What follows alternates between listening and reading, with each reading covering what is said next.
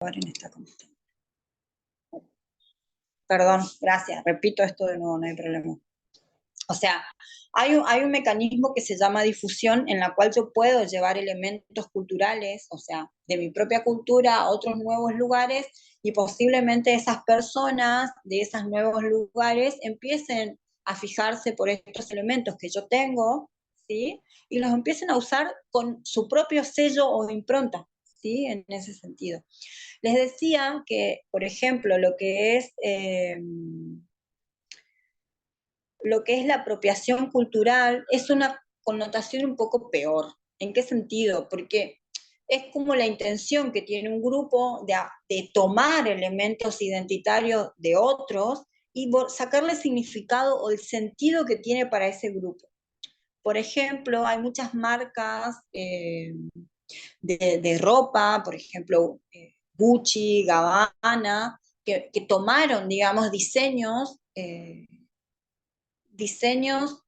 de iconografía amerindia, indígena de África, digamos, para hacer sus diseños de modas. Pero esos diseños que utilizan estas comunidades tienen una impronta identitaria, porque muchos dibujos dicen cosas, no son, yo no, o sea, no son garabatos por garabatear o dibujar, sino que tienen significado para ellos porque algunos simboliza, digamos, lo que podría ser un patrón de, de, de, de significación que, por ejemplo, o una historia contada a partir de ese dibujo, y son elementos propios, identitarios, ¿no?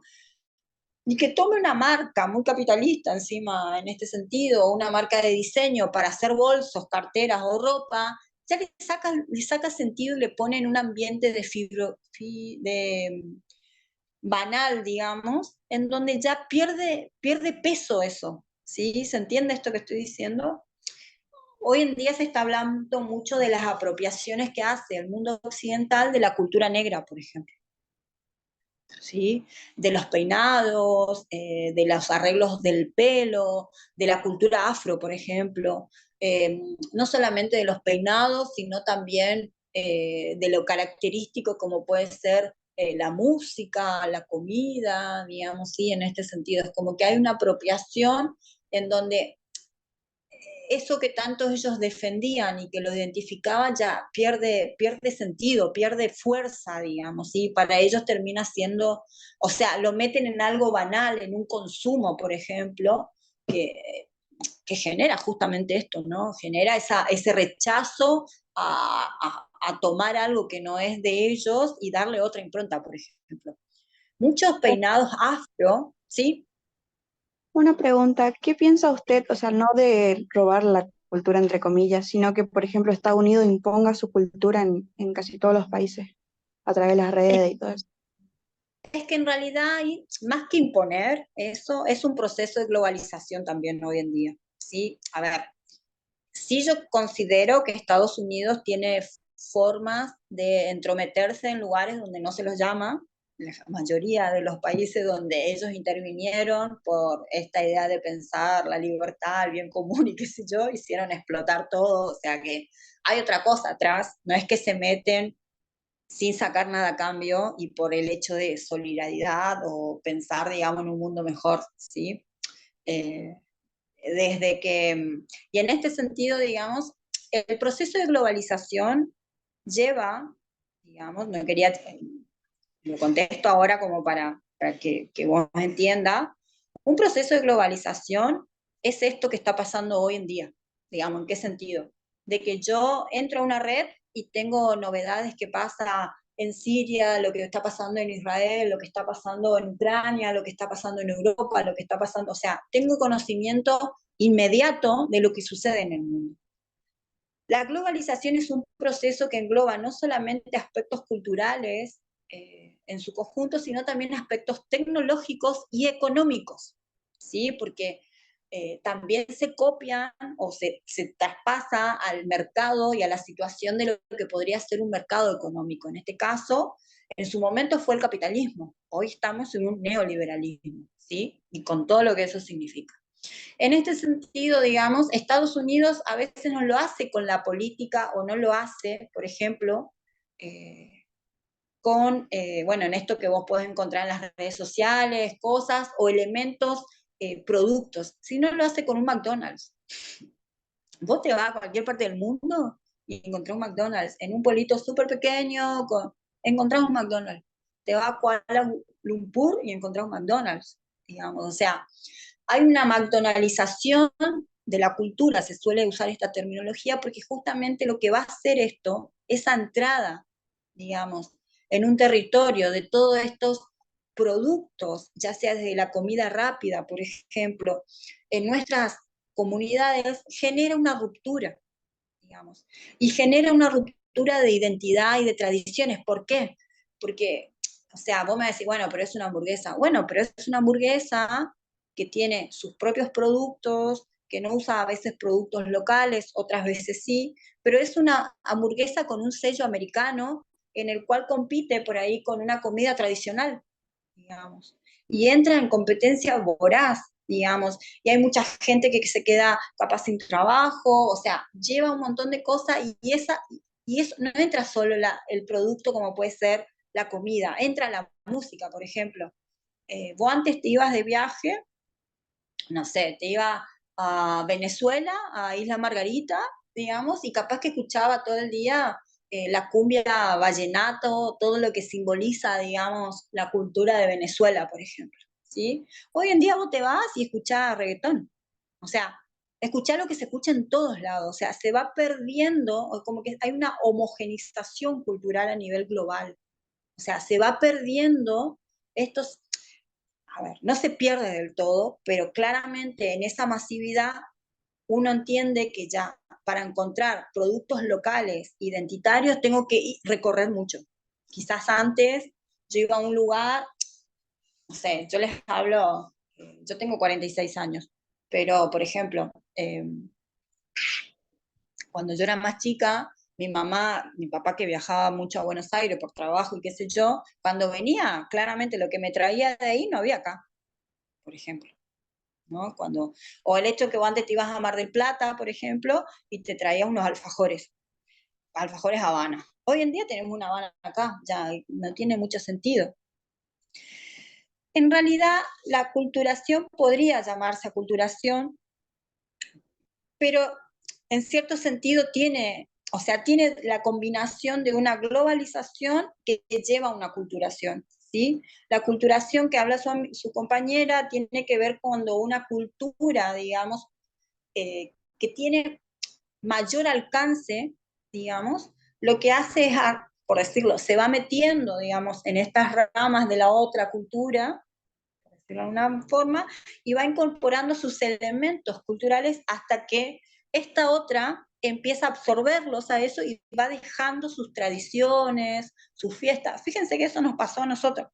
Más allá, o sea, no sé, nosotros tenemos una cultura migratoria, producto de altas migraciones, o sea que nosotros estamos conformados, quizás, los más notorios tiene que ver con, los colonos que vinieron, italianos en su mayoría y españoles en su mayoría, pero también tenemos rusos, polacos, ucranianos, digamos, eh, eslovenos, o sea, toda la parte de Europa del Este, digamos, y también todo de otros lados, digamos, en este sentido, ¿sí? ¿Qué pasó? Todo eso se fue amalgamando y se fue conformando en lo que también es nuestra cultura argentina, ¿sí? Pero fíjense que hay familias que siguen tradicionalmente con sus costumbres, ya sea italiana, española o, de algún país de Europa del Este, digamos, en cierto sentido. O sea, acá es como que, y acá también pasó esto de que nosotros fuimos perdiendo, por ejemplo, que era eso lo que quería decir, fuimos perdiendo un montón de tradiciones o de fiestas. Generalmente nosotros tenemos un calendario gregoriano, o sea que es un calendario, adosado a lo que es el catolicismo, y nosotros teníamos un montón de fiestas católicas, de santos, digamos, por ejemplo, o de apóstoles, digamos, más allá de lo que puede ser la Pascua o la Virgen María y demás. Por ejemplo, la fiesta de San Juan. Acá ya no se festeja más la fiesta de San Juan. La fiesta de San Juan era una fiesta en la cual, digamos, lo que se hacía era porque San Juan, el apóstol San Juan, era pescador, entonces se lo relaciona, bueno, claramente que acá no tenemos mar, pero viene de una idea que se lo relaciona con el mar, se lo relaciona con ciertos tipos de alimentos, digamos, acá entonces se lo relaciona con productos de río, por ejemplo, y después que se generaban ciertas hogueras, digamos, en los barrios donde la gente sacrificaba no cosas, sino por ahí lo que hacía era quemar cosas malas, por ejemplo, ponía cosas que le habían pasado, que quería transformar de su vida en un papel y las tiraba al fuego y las quemaba, o hacía rituales de caminar en el fuego, porque simbolizaba un poco todo esto. Eso se fue perdiendo. Y fíjense que ahora, hace bastantes años, aunque muchos dicen, se resisten y sí, si no, entró el Halloween, digamos, o sea, hay muchas escuelas privadas en Buenos Aires y acá en algunos jardines, como que esta idea de, bueno, vamos a dejar que los chicos se disfracen y qué sé yo, entonces se festeja Halloween. Pero Halloween ni nos representa, no hay nada que nos relacione con esa práctica, digamos, es más, en Estados Unidos tampoco, porque eso es una práctica celta, digamos, que viene de la Europa, en cierto sentido. O sea, pero ¿qué pasa? Se volvió en un mundo tan comercial, producto de esa propia globalización y producto de estar, entonces como que arrasa con todo, ¿sí? ¿Se entiende estos conceptos? O sea, no sé si te respondí un poco. Sí, profe.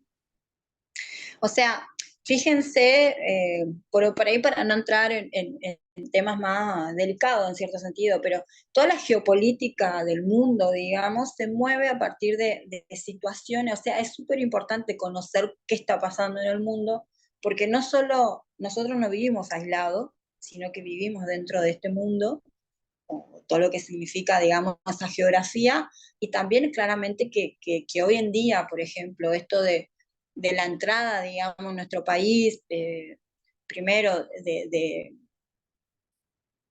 de industria extranjera, mejor dicho, de extracción de elementos propios nuestros, eso nos va a generar a nosotros un montón de rupturas, un montón de pérdidas, un montón de cuestiones ambientales también, porque, a ver, el saqueo de ciertos, también de ciertas riquezas naturales tiene que ver con esto, digamos, ¿sí? En ese sentido, el hecho de, hoy en día está la cuestión del litio, la cuestión del agua, por ejemplo, que no son elementos menores, ¿sí? Eso es otra cosa, son elementos muy importantes, digamos. Estados Unidos siempre tuvo una política eh, de avanzar sobre otros pueblos, digamos, ¿sí? En este sentido, y lo hace desde siempre, no es desde ahora, digamos. Lo hizo desde que se convirtió en potencia mundial después de la Segunda Guerra Mundial. O sea, entró, fíjense si ustedes leen la historia, entró eh, en la Segunda Guerra Mundial por un accidente o lo que fuera, digamos, y desde ahí utilizó, digamos, sus propios conocimientos para engañar a su pueblo, primeramente, porque todas las guerras que fue, la de Vietnam, después la Guerra Fría, que era contra los rusos, la Segunda Guerra Mundial contra Japón, digamos, todas esas guerras, él lo que hizo con el enemigo, ese enemigo, digamos, creó un enemigo, en cierto sentido, porque utilizó, digamos, sus conocimientos. Por ejemplo, hay muchos antropólogos que trabajaban en el Pentágono o para el Pentágono, eh, trabajaban sobre la cultura de estos enemigos, digamos, o sea, describían elementos culturales que lo que hacía, digamos, el Pentágono con esos informes, por ejemplo, era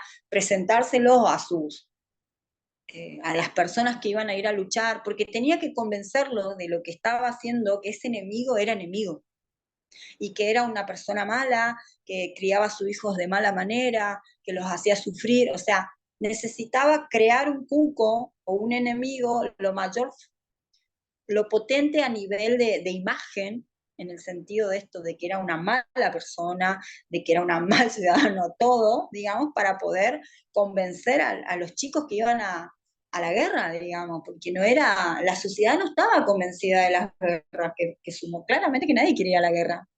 O sea, en ese sentido es así, pero ellos fueron creando estos enemigos públicos, digamos, a partir de una construcción cultural, de aspectos culturales del otro que para ellos no le parecían. Por ejemplo, hay toda en los 60, digamos, cuando se da toda esta idea del sueño americano, que se habla mucho, es más, hoy en día si ustedes buscan en Google migrantes, hay todo un problema de migración porque cada año migran más de 1 millón de personas a Estados Unidos, porque buscando qué, esta idea del sueño americano, digamos, sí, no es cosa menor, digamos, que es un speech y que en realidad no existe eso, digamos, en cierto sentido.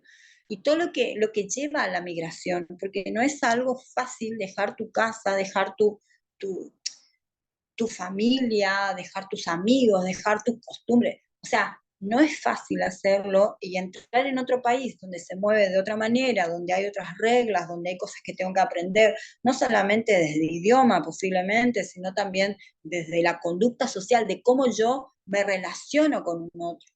¿Sí? Si ustedes leen a grandes rasgos y si tienen amigos que han hecho intercambios o conocen chicos que vinieron a este país, que son de Europa, por ejemplo, en intercambio, van a ver que ellos vienen y no se quieren ir. ¿Por qué? Porque nosotros somos de otra manera. O sea, nosotros somos mucho más cálidos, somos o sea, somos toquetones, digamos, el argentino toca igual que todos los latinoamericanos. ¿En qué sentido lo digo esto? De que somos de saludar con un abrazo, o sea, no sé, no te conocemos del todo, pero organizamos un asado y te invitamos, capaz, o sea, hacemos esas cosas que nos salen naturalmente y dentro de ciertas culturas son mucho más, no cerradas, son desconfiadas y respetan mucho la individualidad del otro, ¿sí? O sea, yo estuve viviendo en España un año, y viví en Inglaterra también, eh, y en Inglaterra no te dan ni pelota, o sea, es muy distante la situación, no hay como que no irradia, no sale, no. En España sí es distinto, es más, yo donde estuve había mucha gente eh, que es, digamos, que claramente tiene a sus abuelos, que sus abuelos migraron a Argentina, digamos, o mis abuelos migraron a Argentina, entonces como que es distinta, conocen un poco más, pero sí, también esto, nosotros nos movemos en otras cuestiones, con otras cuestiones, ¿sí? Otra frase que se suele decir es esta que hay que recuperar la cultura del trabajo. Acá, primero, no existe, o sea, no existe en el campo de lo cultural como si le dijera direccionamiento, o sea, no existe ni una cultura del trabajo, no existe una cultura de los jóvenes, no existe. O sea, no existe en qué sentido lo digo. No es propio decir esto porque está mal, o sea, el trabajo como trabajo, ¿sí? Eh, les podrías decir que se da en el siglo XIX, a partir de la entrada del capitalismo, digamos, donde hay una persona que vende su fuerza de trabajo, que es lo único que tiene, al burgués, para entrar dentro de un sistema que en realidad lo apresa, digamos, o sea, no es algo, hoy en día la idea de trabajo se podría plantear de muchas maneras, ¿sí? ¿Por qué lo digo? La pandemia fue algo que repercutió en un montón de elementos y entre esto también fue la cuestión de pensar al trabajo. ¿En qué sentido? El hombre, fíjense, la pandemia, ¿qué provocó? Que pensemos más en nosotros, en nuestro tiempo, en lo que estamos haciendo, en si somos felices, si no somos felices. ¿Por qué? Porque fue una situación límite, fue algo que no podíamos controlar. La gente se muere y se moría de manera masiva por algo que no se tenía explicación y por algo que no tenía vacuna, digamos, ¿sí? Entonces, fue una situación que llevó a la persona, después de esa situación, a pensar qué corno está haciendo con su vida. Entonces, pensó si era feliz o no era feliz en el trabajo que estaba haciendo. Pensó, digamos, si todas esas horas laborales realmente son necesarias. Por eso, y fíjense que no vino el reclamo de países como el nuestro, que siempre nos miran como que de una manera rara, sino que vino de países justamente con una fuerte impronta del capitalismo y con una idea de productividad masiva donde se empezó a pensar qué cosa, las horas de trabajo. digamos. O sea, trabajar 4 días, no 5, por ejemplo, ¿sí? O reducir las horas laborales, o sea, y ahora con todo esto que está pasando en el país, que uno dice es, agarren una pala, salgan a trabajar, no entiendo nada, digamos, o sea, porque en realidad, digamos, no existe una cultura del trabajo, o sea, a ver, mis padres, los de mi generación, conocemos una idea de trabajo que no es la misma idea de trabajo la que ustedes conocen. ¿Por qué lo digo? Porque yo vengo de una familia donde mis padres, digamos, y sus padres quizás no tenían ni para comer, digamos, entonces tuvieron que sacrificar un montón de cosas para poder entrar dentro de un mundo donde tienen ciertas accesibilidades y donde permiten, por ejemplo, permitieron que yo vaya a estudiar a la universidad, mis hermanos también se concretan, o sea, es otro proceso, ¿sí? Quizás ustedes hoy no vieron todo eso que se hizo en su momento, algunos quizás sí, otros no, digamos, y no se entiende el esfuerzo. O sea, acá hay una cuestión de generaciones, digamos, y que esto es interesante que se analice en cierto sentido, porque claramente que mi mirada de lo que está sucediendo no es la misma mirada que están teniendo ustedes, digamos, por un proceso de experiencia, por conocimiento y por sus propias experiencias también. Quizás, digamos, esta situación que nos está pasando hoy, yo ya la viví, digamos, la viví cuando era más chiquita, cuando tenía 11 años, y la volví a vivir en el 2001 cuando estudiaba en la universidad, y la estoy volviendo a vivir ahora, digamos. Eh, y no está bueno, digamos, en cierto sentido, es como muy alarmante en muchas cosas, eh, pero a esto voy, digamos. Hay cosas, estas ideas, o pensar, por ejemplo, una cultura de los jóvenes. No hay una cultura de los jóvenes. Cuando yo fui joven, lo digo en el sentido cuando tenía su edad, claramente que usábamos códigos. ¿Códigos en qué sentido?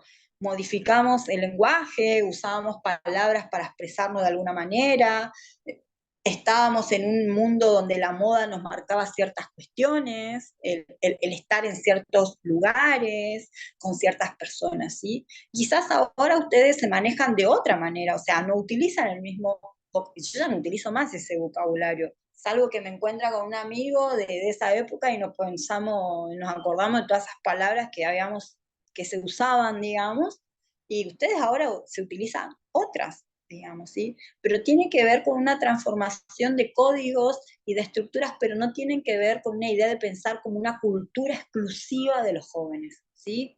A eso me refiero. No existe la cultura del trabajo como tal, no existe como lema, no existe la cultura de los jóvenes tampoco. Existe lo que es lo cultural, que es amplio y que abarca un montón de elementos, ¿sí?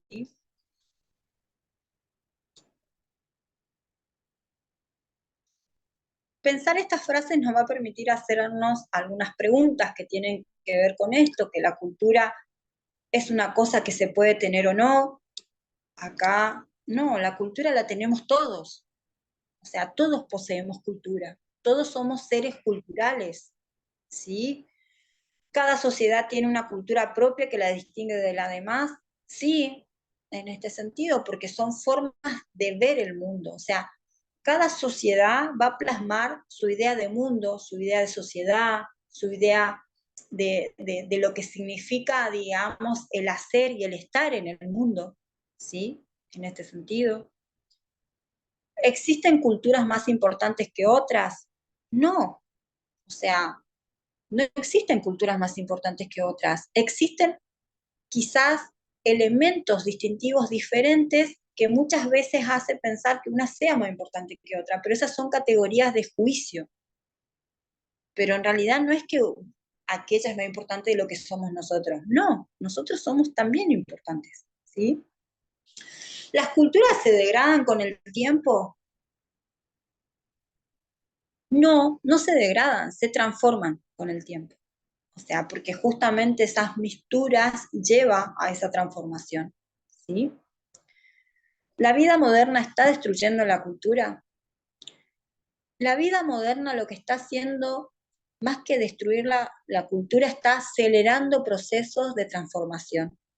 O sea, quizás A ver, no es lo mismo lo que pasa en una sociedad, en un grupo, o en una cultura, o una sociedad rural, por ejemplo, que lo que pasa en la gran ciudad.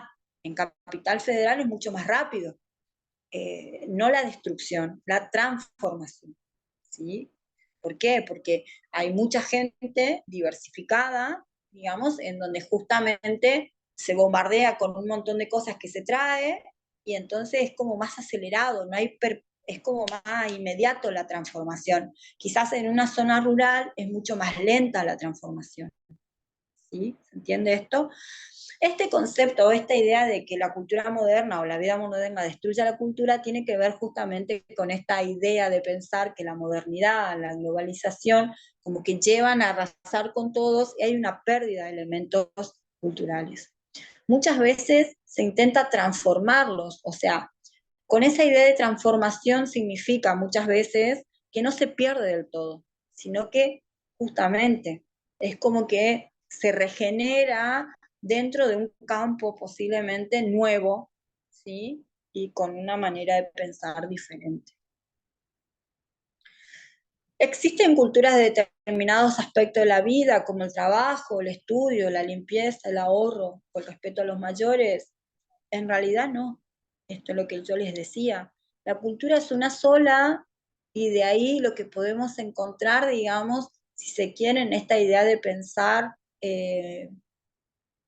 como que divisiones que se hacen a modo de estudio, por ejemplo, pero en realidad la cultura es una sola. Yo no puedo, por ejemplo, yo no puedo analizar la cultura de los jóvenes separado de un constructo social con el todo, porque no viven solos los jóvenes no se aislaron en un campamento y están todos juntos, digamos, eso no está, ¿sí? O sea, viven en una comunidad global como todos, con todos las personas, digamos, ¿sí? En ese sentido yo no puedo hacer eso.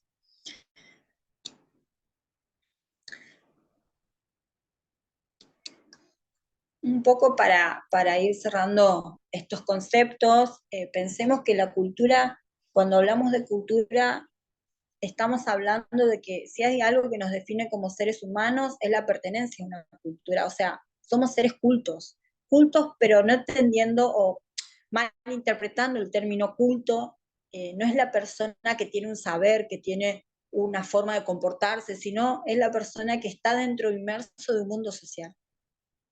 ¿Sí?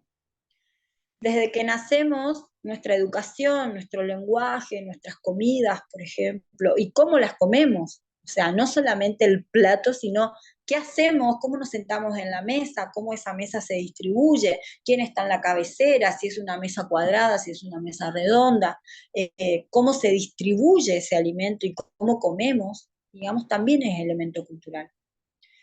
Entre nuestras vestimentas, por ejemplo, y cómo las usamos. O sea, tenemos por ahí un evento y nos vestimos de otra manera, o nuestro cumpleaños, por ejemplo, nos vestimos de otra manera, digamos, entonces, en ese sentido también es cultural, ¿sí? Entre otras prácticas, están inmersas en el marco de costumbres y creencias específicas, o sea, hay un marco, digamos, que sostiene esto, ¿sí? Un marco de costumbres, de manera de ver el mundo, de manera de posicionarnos en donde vivimos, con quién estamos, con quién nos juntamos, nuestros amigos, o sea, todo esto que hacen nuestras propias comunidades y nuestras creencias son los que se manifiestan en lo que hacemos, ¿sí? En ese sentido. Todas las personas tenemos culturas o al menos vivimos inmersas en la cultura, ¿sí? O sea, si yo soy una niña de la selva, por ejemplo, y nací en el medio de la selva y fui criada con leones, no es que yo estoy socializada, yo no estoy socializada, porque no sé hablar, no sé comportarme, escupo, capaz araño, capaz muerdo, o sea, me sé comportar como un león, pero eso no significa que esté socializada. La socialización se produce dentro de un ambiente social con otras personas, ¿sí? En este sentido. ¿Estamos ahí?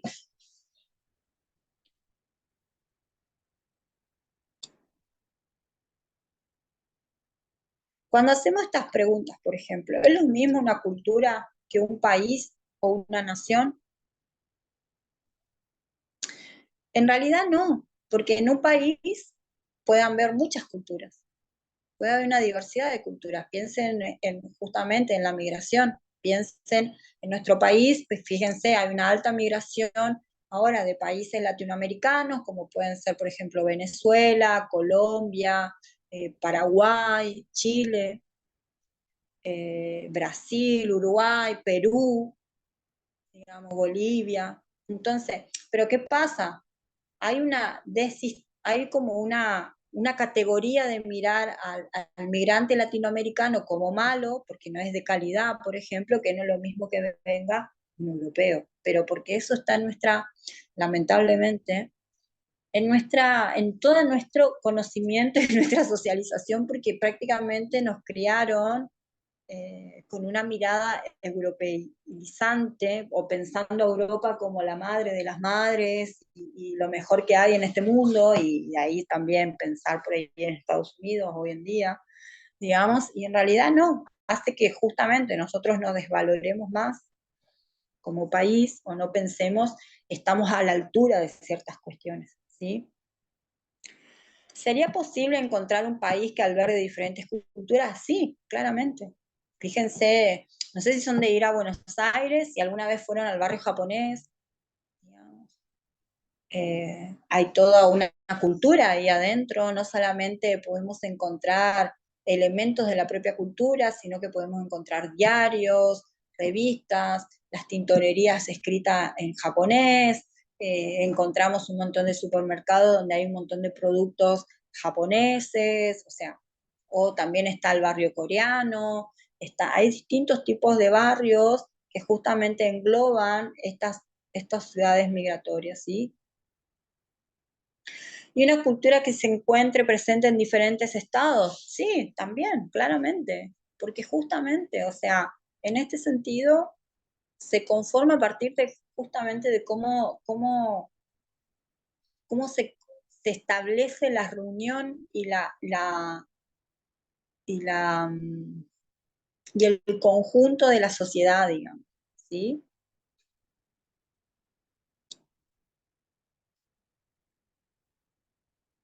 A veces es muy difícil determinar cuál es la cultura de un lugar.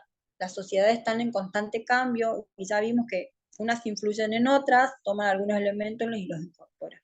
¿Por qué es muy difícil determinar? Porque a veces no veo lo esencial, ¿sí? Estas cosas que no varían, por ejemplo.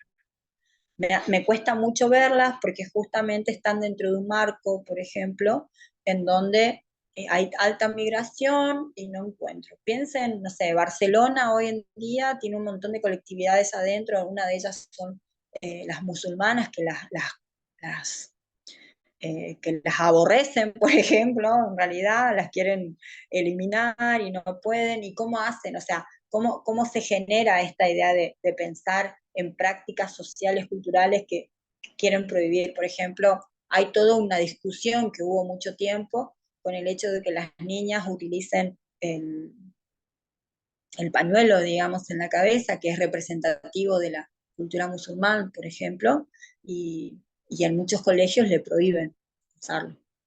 Y en realidad es lo mismo que yo utilizara un crucifijo. Digamos, si yo soy católica y eso me representa, y si esa niña, digamos, es musulmana y le presenta ese pañuelo en la cabeza, ¿cuál sería el problema, digamos? Y es un problema de discriminación, porque dentro de todo el mundo europeo y el mundo norteamericano, las culturas musulmanes son todos terroristas. O sea, cuando fue después las Torres Gemelas, el que era musulmán era terrorista, no se le preguntaba nada, era terrorista directamente y se lo combatía, digamos. Hay una película que es bastante interesante que habla sobre después del 11 de septiembre, digamos, y todo lo que pasó con el mundo musulmán, por ejemplo, de colono, mejor dicho, de población migrante musulmana que vivía en Estados Unidos, que se habían hecho escuchas, fueron perseguidos, bueno, en las escuelas los niños fueron discriminados, o sea, no solamente discriminados, sino violentados, digamos, creo que hay una nenita que falleció, digamos, o sea, heavy, digamos, en cierto sentido, porque justamente se crea un enemigo a partir de prácticas culturales. Que es un poco lo que pasó con la pandemia, ojo, la pandemia nos llevó a pensar a todos, justamente, que los chinos eran unos mugrientos o eran esto, o sea, se la cargó, digamos, de todo subjetividades, porque comían lo que comían, y en realidad también lo que yo determino culturalmente, lo que es la comida, es cultural. O sea, la cultura determina qué es comestible y qué no es comestible, ¿sí? En ese sentido. Como para darle cierre a esto, podemos ver que hasta ahora hablamos de varias cosas, digamos. ¿Sí? Primero, que todas las personas nacemos y vivimos insertas en un determinado marco cultural, ¿sí? Por eso no podemos pensar a la cultura como una cosa que se tiene o no. Todas, o sea, esto se le tiene que dar grabado, digamos. Todos somos seres culturales. O sea, la persona que vive en un barrio precarizado, en ese barrio también hay cultura. Quizás sea diferente a la mía en muchas cuestiones, pero no significa que no sean que no tengan o no posean cultura, ¿sí?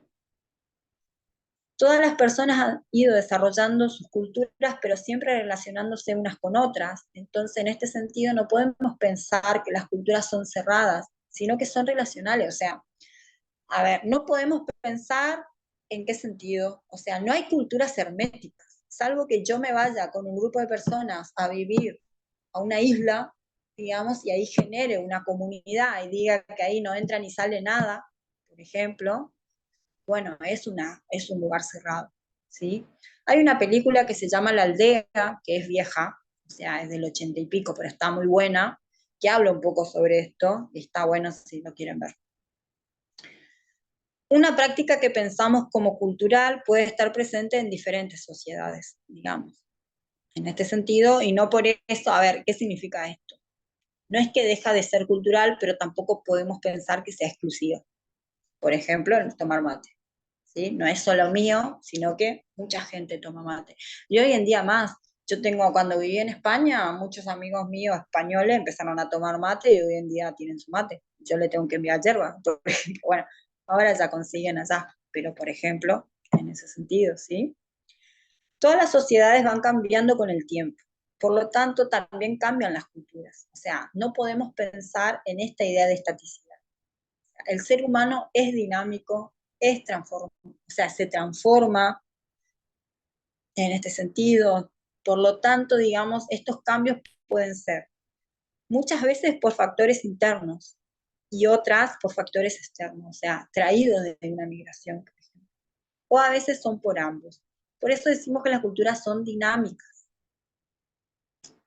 El valor positivo o negativo que le damos a determinados aspectos de la cultura está marcado por el modo en que nos educaron en nuestra propia cultura. ¿Qué significa esto?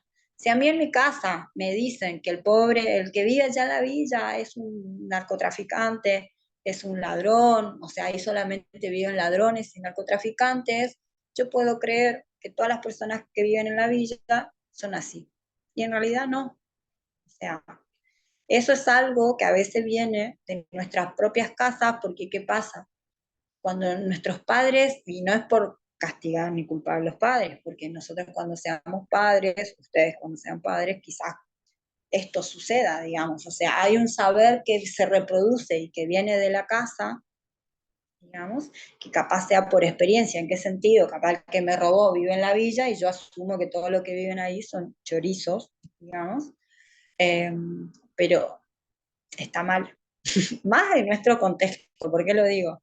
Nuestras economías y nuestra historia de país, nuestra historia de país en el campo económico nos llevó muchas veces, por ejemplo, la crisis del 90, la crisis del 2001, lastimosamente, y hoy en día la crisis que estamos por pasar hoy, en este tiempo, lleva a nuevas construcciones de pobres, y a personas que nos llegan al básico, que no llegan a pagar un alquiler y lamentablemente tienen que ir a vivir a otros lugares y posiblemente en estos barrios se encuentran alquileres más baratos o cosas más baratas y no es que, y quizás si yo pensaba que todo lo que vivieran eso eran chorizos y eran narcotraficantes y ahora tengo que ir a vivir ahí y voy a tener que borrar un poco mi mirada.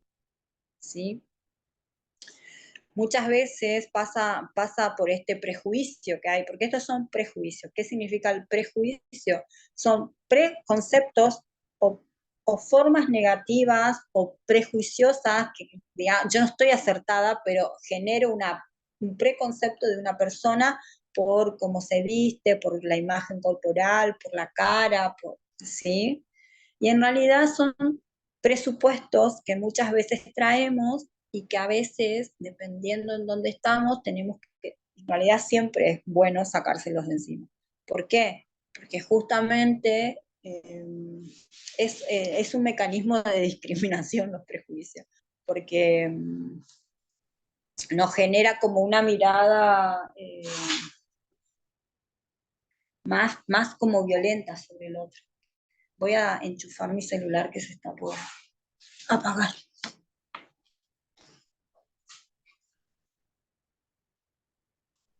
Y acá sí que me quiero. A ver.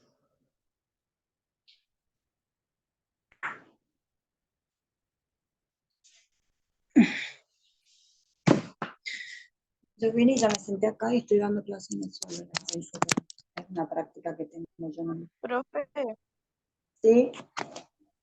con el ejemplo ese que vos diste, por ejemplo, si un europeo empieza o los europeos empiezan a tomar mate porque lo ven de nosotros, ¿eso ya se vuelve parte de la cultura europea?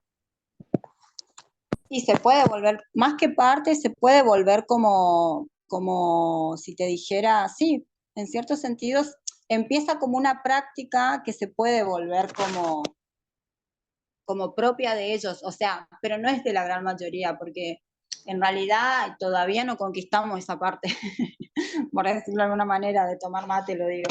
Eh, en el sentido más que nada que no es algo que está plasmado dentro de todo ese grupo, ¿sí? Pero sí, es algo que se va metiendo. Va a ser propia, para que te quede más claro, va a ser propia de aquel grupo que está tomando mate, digamos, porque lo va a hacer suyo. ¿En qué sentido? Quizás haya algunas variaciones de cómo tome mate, pero la hierba, los elementos adecuados para hacerlo van a estar presentes. ¿Sí? ¿Se entiende? Por ejemplo, para que sea más claro. Va a tomar mate, digamos, en una vasija como un mate, va a tomar mate, digamos, con el agua a cierta temperatura, o sea, va a respetar, digamos, los elementos que son necesarios para hacer eso, ¿sí? Claro, porque, o sea, nosotros, por ejemplo, hacemos muchas cosas que hacen la cultura de Estados Unidos, por ejemplo, McDonald's, como habías dicho, pero tenemos Sí, claro, digamos, que no es parte de nuestra cultura, que no es claro, nuestro eso. claro, pero en ese sentido, por ejemplo, nosotros tenemos algo que en esos lugares no hay. Por ejemplo, aunque ustedes no crean, el lomito, ¿sí? El lomito es propio de estas regiones. O sea, en Buenos Aires es muy difícil conseguir un lomito porque no hay. En Estados Unidos y en otros países posiblemente tampoco se consiga ese tipo de productos, ¿sí? O sea, con esto voy de que a ver, hay que diferenciar acá algunas cosas. ¿En qué sentido? El consumo a veces nos lleva a nosotros a consumir lo que está de moda, ¿sí? Pero que yo consuma lo que está de moda no significa que eso me represente, porque tiene que ver con algo inmediato y algo que se difumina, digamos, que se va, ¿sí? En cambio, las prácticas que yo puedo hacer con una impronta, por ejemplo, simbólica, como es el mate, porque el mate tiene una carga simbólica, ¿sí? La carga simbólica y cultural que tiene el mate no solamente proviene de qué es la vasija, cómo es la bombilla, qué tipo de hierba se consume, la temperatura del agua, sino también lo que simboliza. El mate abre una charla. El mate invita al otro a que se una a un grupo de gente o conmigo, digamos, a un diálogo, ¿sí? O sea, tiene otra impronta, tiene una significancia. Una hamburguesa es un producto alimenticio, no sé, es algo que, que tenga algo simbólico para la persona que consume, que es algo que, no sé, le representa, no sé, digamos, o sea, como sería eso, esa es la gran diferencia. El consumo a nosotros nos dice, por ejemplo, el consumo me dice, bueno, tenés que tener en la computadora de esta marca porque eso te convierte en estar en un estatus o en una clase social que te hace pertenecer a grupos que tienen esas computadoras, ¿sí? No sé. Los teléfonos celulares, el iPad, un iPhone. Un iPhone tiene una categoría que no tienen otras marcas, por lo que representa Apple, por lo que representa iPhone y demás, ¿sí? Entonces, la mayoría de los chicos hoy en día a veces le piden a su papá un iPhone, digamos, ¿sí? ¿Y eso qué significa? Significa estar dentro de un estatus social. A ver, ¿qué es estatus social? Quizás no lo puedo sostener, ojo, pero a mí me representa y me permite poder acceder a otras cosas. ¿Se entiende esto? Eh, no sé, tengo un auto de alta gama, por ejemplo, estacionado en la puerta de mi casa y mi casa se cae a pedazos. Digamos. Eso es consumismo. Digamos, o sea, apenas llego a fin de mes, apenas llego hoy en día para cargarme nafta al auto, por ejemplo. Pero ¿qué pasa? Ese auto representa, digamos, un posicionamiento. Ese auto me da estatus a mí social, porque el que ve de afuera quizá va a decir, che, mirá, se la estás trayendo a pedazos y vos tenés un auto de alta gama. No importa si yo lo puedo mantener o no, porque en realidad no se está viendo eso, se está viendo que yo estoy conduciendo ese auto. ¿Se entiende esto? Eso es el consumo. Muchas veces esto pasa, por ejemplo, cuando nosotros acá, si son de Irak, bueno, ustedes van a Corrientes, los que son de Chaco van a Corrientes, me imagino, y pasan, si van por Barranquera o si van por la autovía, van a pasar, digamos, acá por Barranquera se ve más, por estos barrios de pescadores, por ejemplo, que la casa se le cae, pedazo, que la casa por ahí está en construcción y son apenas dos chapas a veces o más, pero ¿qué vemos? Una antena de DirecTV. ¿Y qué es lo que primero que decimos? No tienen que para comer y mirá, ya tiene un plasma seguro, porque con esa antena, eso es todo un prejuicio, pero en realidad eso es consumismo. O sea, el chabón capaz no tiene para comer, o no tiene para mantener, no tiene ni casa, pero tiene una antena de DirecTV y tiene un plasma posiblemente. Pero eso le da posicionamiento, le da estatus y es un consumo. ¿Sí? Que eso es lo mismo que pasa cuando uno va, bueno, ahora con todas yo creo que ahora hay toda una situación que produjo el propio gobierno, que lo produjo Milei y se produjo anteriormente, que tiene que ver con odiar al otro que piensa diferente y con toda una cuestión que es horrible, digamos. Y esto que ya pasaba, que uno cuando pasaba por el Banco Nación, por ahí veía gente que era la que cobraba los planes y uno decía, mira, yo apenas estoy, este tiene quizás un teléfono celular mucho mejor que el mío, o mira las zapatillas, esas zapatillas cuestan, no sé, 25.000 pesos, qué sé yo. Pero eso es consumo. Y lamentablemente la sociedad es la que va marcando eso. ¿En qué sentido? La sociedad nos va poniendo, y el consumismo propio y lo que se consume, nos va diciendo qué marcas son buenas porque representan cosas y te posicionan a vos dentro de otro y que posiblemente podés encontrar otro tipo de ventajas. ¿Sí? ¿Ventajas en qué sentido? De posicionamiento social, digamos. Dejo de ser eso que quizás es estigmatizante y paso a ser otra cosa, digamos, tiene que ver con eso, ¿sí? Y que muchas veces está presente, digamos. ¿Se entendió? Sí, profe, gracias. No, de nada. El valor positivo o negativo que le damos a determinados aspectos. Esto era lo que ya dije, perdón. Van a encontrar que dentro de los textos se define un poco la cultura como una red de significaciones o formas de entender la realidad. ¿Por qué red de significaciones? Porque nosotros le damos sentido a las cosas. Las cosas tienen sentido. El hecho de dar sentido, ¿qué significa? De darle entidad, de dar un significado que nos representa, ¿sí? En este sentido, que un determinado grupo social desarrolla respecto al mundo en el que se inserta y que les sirve para organizar y actuar en su vida diaria. ¿Sí? También hablamos de un patrimonio social. ¿Por qué? Porque justamente, perdón que esté torcida mi cámara, pero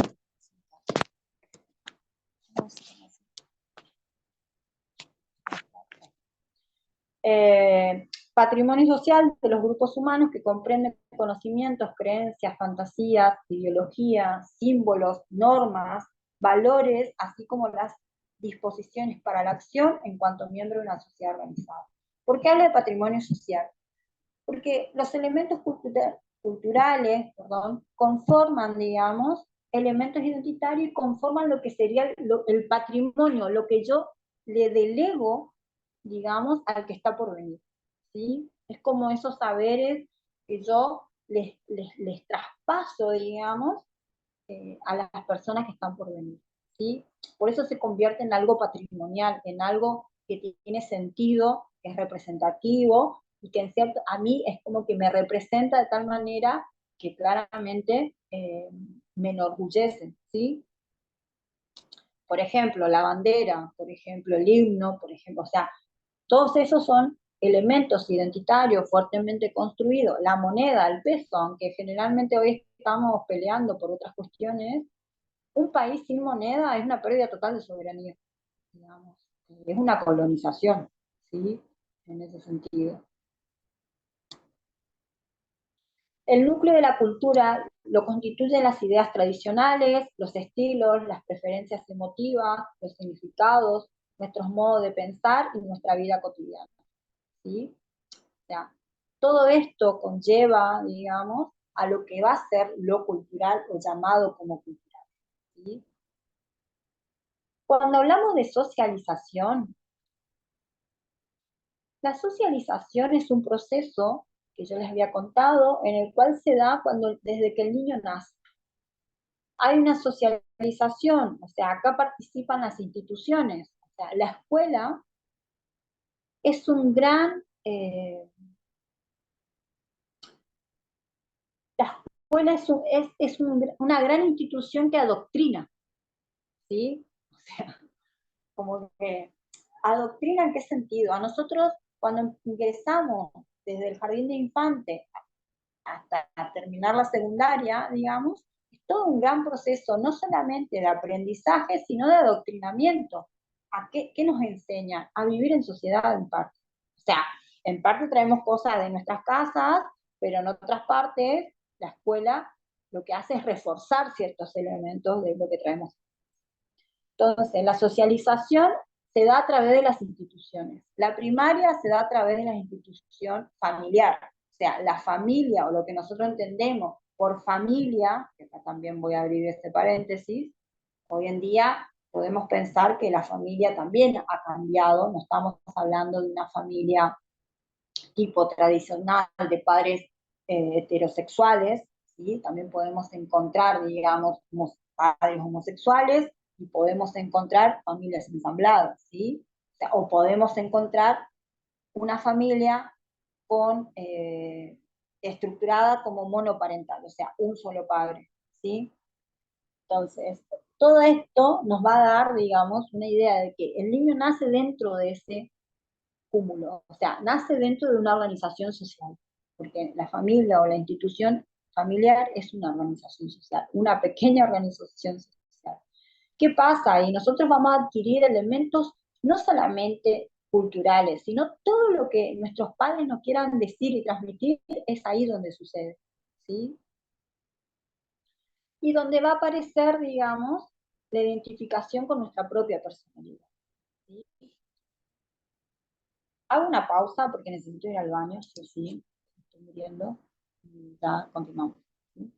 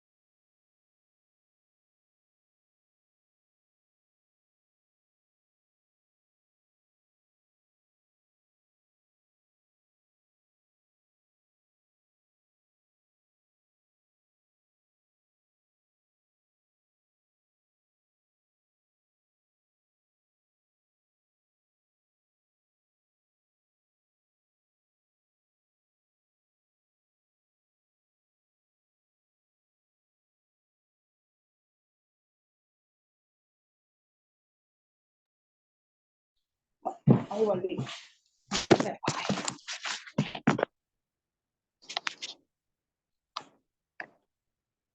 Eh,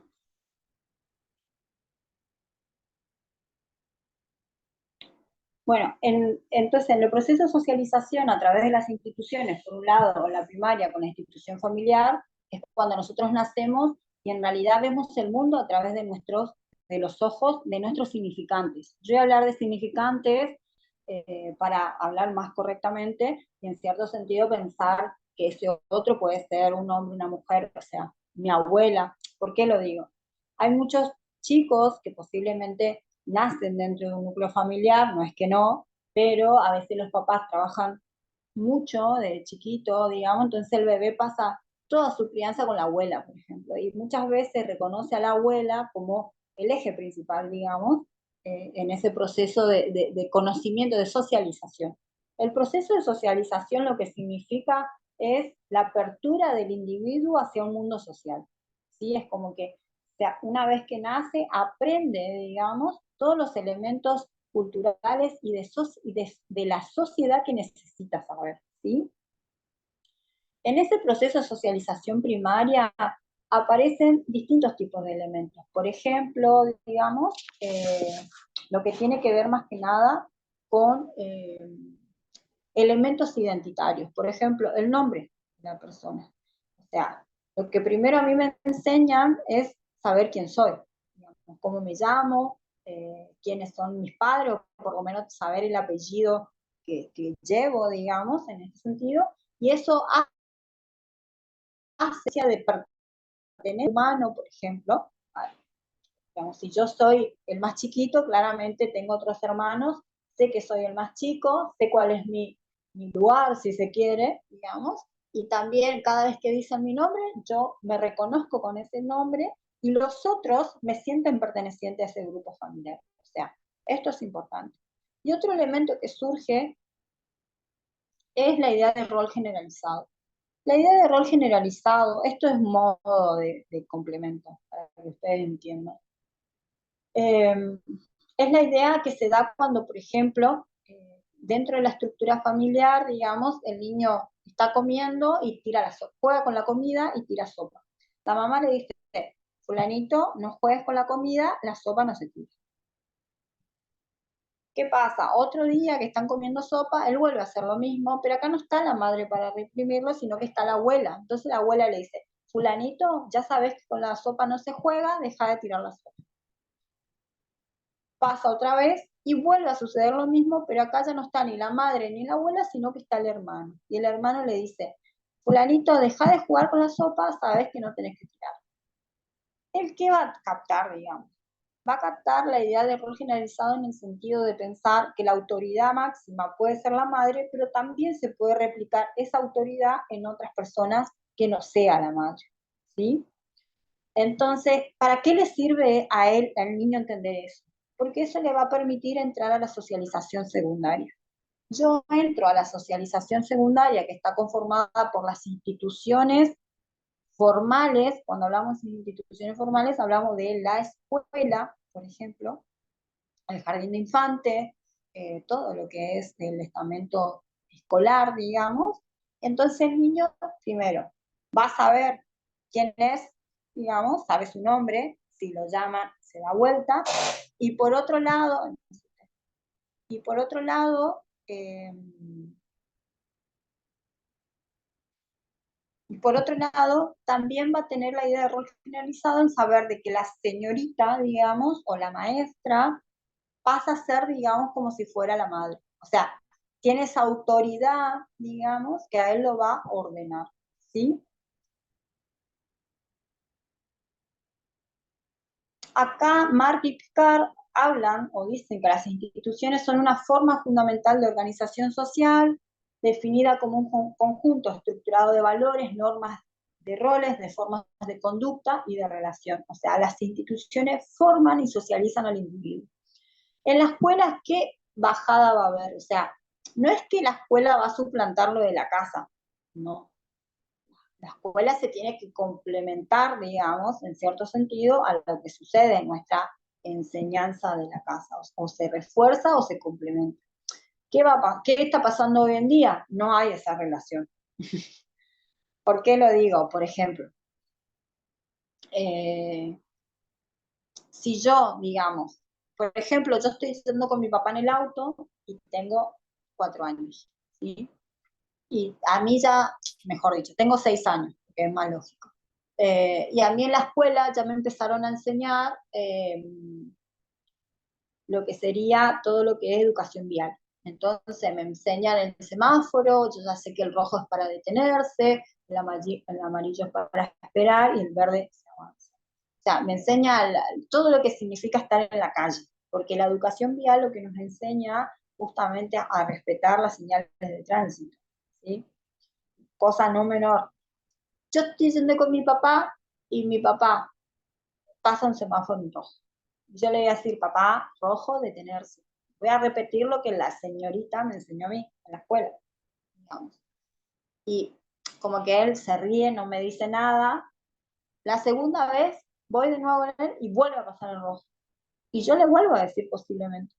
Pero a la tercera vez que sucede, yo ya no le voy a decir más, porque quien lo está haciendo, ¿sí?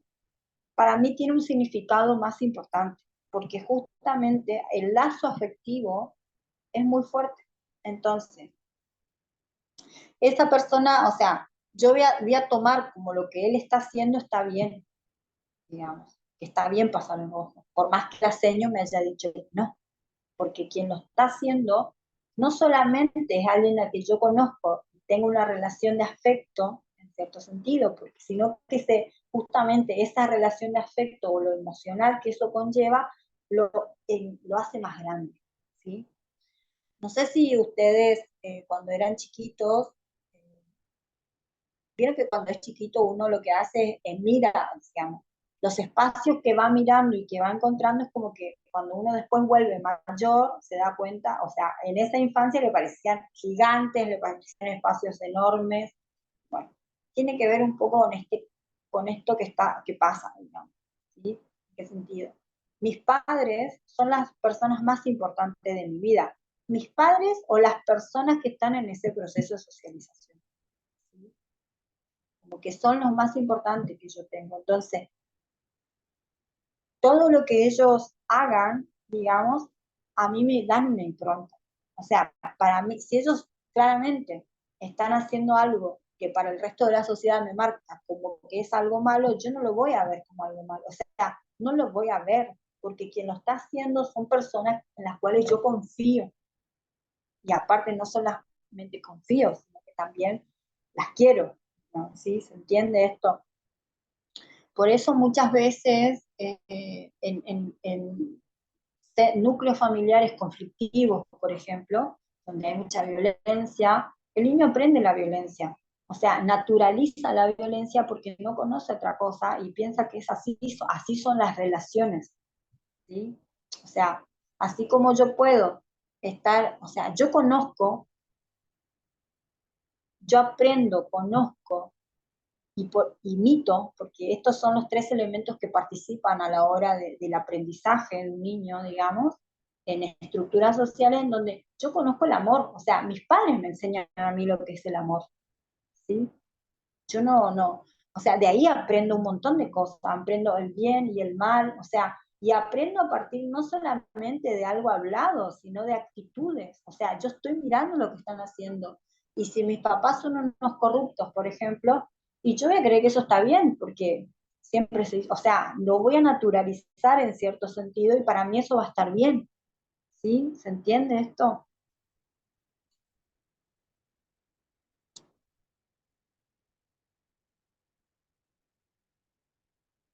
Bueno, hay dos procesos diferentes, que esto es un poco lo que estuve hablando yo. En la socialización secundaria también participan todos los aprendizajes, o sea, las instituciones formales y lo que se llaman instituciones no formales. En este caso, ¿cuáles serían las no formales?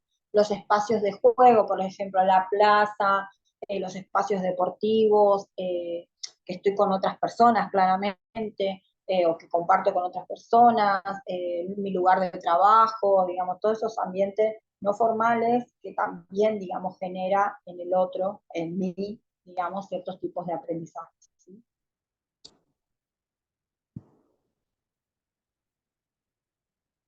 El proceso de aculturación, bueno, su compañera hoy estuvimos hablando un poco de esto, es un fenómeno de comunicación cultural que tiene lugar cuando grupos amplios, estructurados, digamos, entran establemente en relación con un territorio común. Esto está medio cualquier cosa, le digo ya, pero en realidad un proceso de aculturación es cuando eh, entran en comunicación, por ejemplo, como dicen, cultural, un grupo mucho más amplio, con mucho más amplio y con mucha más fuerza, y quizá fuerza en qué sentido, no más poderoso, sino fuerza en el sentido que por ahí puede, digamos, generar, digamos, esta migración de sus propios elementos culturales a este otro espacio, y que ese espacio va tomando, ¿no?, estas prácticas culturales y va deshaciéndose de las suyas. Como que esto, el proceso de aculturación no es un proceso rápido, ¿sí? Es un proceso lento, digamos, y que lleva tiempo, ¿sí? Que no, yo no me doy cuenta que me aculturé, o sea, eso es así, yo no me doy cuenta, o sea, yo ahora puedo decirle, güey, sí, hay un montón de prácticas que se dejaron, culturales que se dejaron de hacer porque las conocía cuando yo era chica, por ejemplo, ¿sí? Que hoy veo que no hay réplica en ningún lado, ¿sí? La interculturalidad se trata de un proceso continuo que requiere la voluntad y sensibilidad de las partes. Se habla de interculturalidad justamente cuando hay una relación, digamos, de dos culturas, ¿sí?, que se relacionan, digamos, en este sentido, y que en cierto sentido en esta relación hay elementos que participan, como si le dijera lo mejor de una y lo mejor de la otra, que se misturan, digamos, pero no pierden identidad, ¿sí? Sino que justamente es como que viene alguien de la otra con una carga. Interculturalidad se ve en educación y se ve en salud. En salud se ve, en el ejemplo más claro es los grupos nativos y médicos, por ejemplo. O sea, de los grupos nativos, los chamanes o aquellos que tienen el saber de curar, que es justamente una medicina no occidental, porque la medicina es la medicina para el mundo occidental, digamos, son estos saberes, estas prácticas, curar el empacho, el mal de ojo, todo ese tipo de cosas, digamos. Entonces, es como que si viniera un médico y se juntara con un chamán, por ejemplo, y el chamán le enseña al médico todas las prácticas y elementos que necesita saber para en algún momento ese médico tratar de entender y tratar a una persona de esta comunidad. Y en ese sentido el médico le enseña al chamán unos saberes básicos de medicina, como pueden ser tomar la temperatura, medir la presión, no sé, poner una inyección, que por ahí que puede permitirle conocer, digamos, y tratar en cierto sentido o estar en el mundo occidental. ¿Se entiende lo que es la interculturalidad? Es compartir, digamos, esos saberes entre una y otra, en donde en cierto sentido ese conocimiento fluye entre ambas y permite una mayor comunión, digamos, ¿sí? La multiculturalidad plantea más que nada, eh, es justamente que en una región, por ejemplo, haya muchas culturas ocupando un mismo territorio. Digamos, acá cada una no es que está separada, sino que hay un diálogo y trabajo integrado en cada una con ellas, ¿sí? La pluriculturalidad es mucho más amplio, ¿sí? Porque justamente el término más cercano es a América Latina, por la existencia de la larga data de convivencia de todos los pueblos originarios, por ejemplo, de negros, blancos y criollos y mestizos, que juntos hacen una totalidad nacional, eh, que en este sentido se habla cuando se habla del pluriestado nacional, por ejemplo, que en su momento era lo que querían establecer con Bolivia, con Perú, digamos, que tiene que ver justamente con una región pluri, o sea, se toma, digamos, el todo, en cierto sentido, con todos estos matices culturales, ¿sí? ¿Se entendió? Esto nos queda una parte por ver, pero serían 2 horas más y o sea, prefiero dejarlos para el viernes que viene. y en todo caso hablo con Mati. ¿Sí?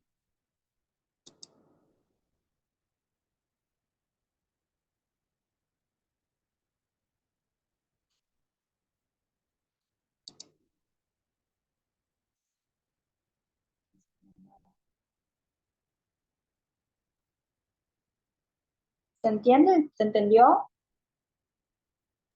Sí, ¿Hay alguna profe. pregunta?